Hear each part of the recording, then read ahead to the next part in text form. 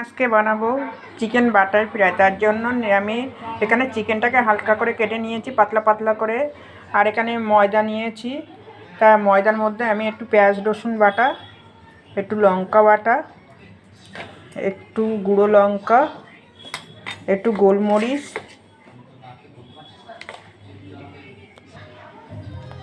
একটু কর্নফ্লাওয়ার দেব, 1 চামচ বাটার।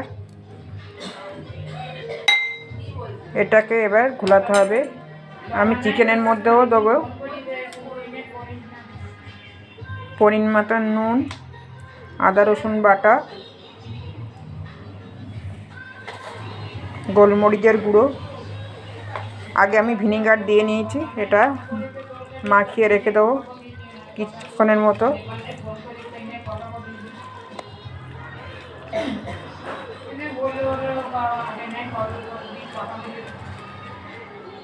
এটা ধনেপাতা দিলে ভালো লাগে, কিন্তু আমরা ধনেপাতা খাই না, তো তার জন্যে ধনেপাতাটা আমি এতে অ্যাড করলাম না।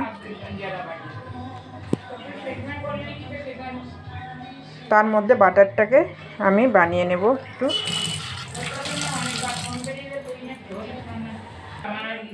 তো একটা ডিম ফাটিয়ে দিয়েছি, এবার আমি এখানে একটু জল দিয়ে ব্যাটারটাকে বানিয়ে নেব।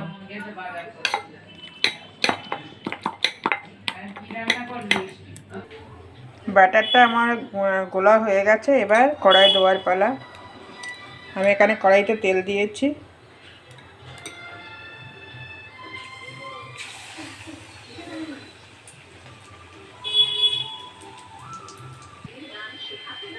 এই যে আমার হয়ে গেছে চিকেন বাটার ফ্রাই।